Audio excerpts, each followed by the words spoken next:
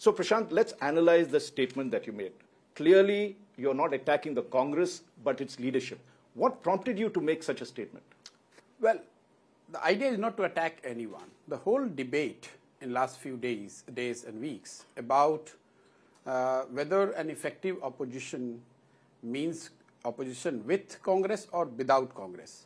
And my statement, in my tweet, I'm very clear that the idea in this space that Congress represents or supposed to represent is vital for opposition and effective opposition in this country.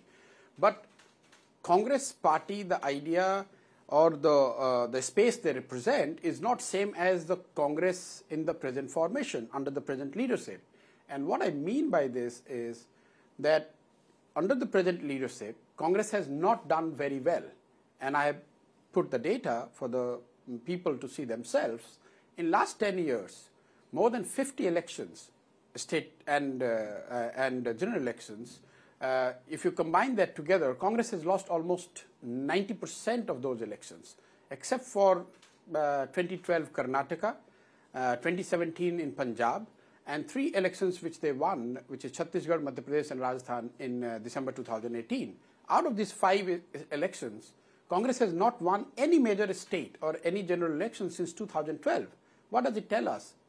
It tells us even somebody who doesn't understand necessarily politics and this space should be able to understand that there is something fundamentally wrong the way Congress has organized itself in the present context, the way they approach elections, the way they engage with people. There is something wrong.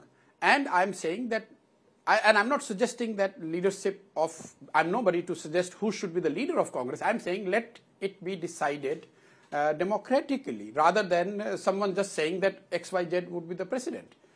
And certainly not when Congress alone, and again I'm referring to the formation, the party alone is not the full opposition. You have other parties as well. So let them decide together that who should lead it. What is wrong in it? Now, you had mentioned that the Congress did win recently. You mentioned some of the states that they won, Madhya Pradesh, Chhattisgarh. This is under the leadership of the Gandhi. So why would you say, given the fact that earlier, yes, they had ruled from 2004 to 2014, there was a huge blowback to that, and they are recovering ground. Why would you attack the leadership? Because they can demonstrate. Rahul Gandhi can say, look, we won these 3 states in the midst of a Modi wave that swept the country. Well, again, I repeat, my idea is not to attack anybody.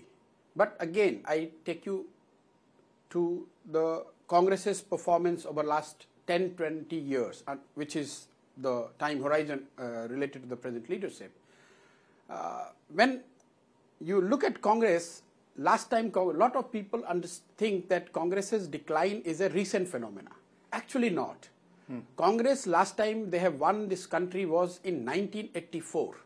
After 1984, for your viewers, it's very important to understand. After 1984, Congress has not won a single general election in this country. Yes, they have ruled in the interim for 15 years, once as a minority government and twice as a coalition government.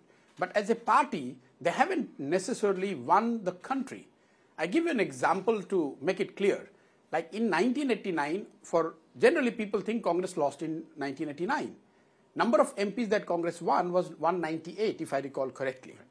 In 2004, everyone thinks that Congress won, but actually Congress won 145 MPs. So as a political party, their decline is secular. Except in 2009, they went up to 200 and above. But I tell you, even in 2009, even though the number of Lok Sabha seats that they won went up marginally, but a better gauge of a political party, to my mind, is look at the assembly constituencies where they are either winning, they are the winning party or they are number 2.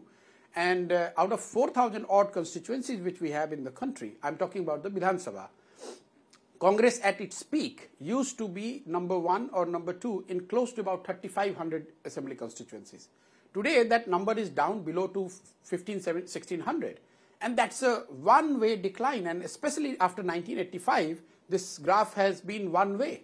So what I'm saying is the decline in Congress is not a temporary phenomena, definitely not linked to an individual or an episode. It is far more deeper, it is structural, and any revival plan, if there is any attempt to revive, has to take care in these factors in account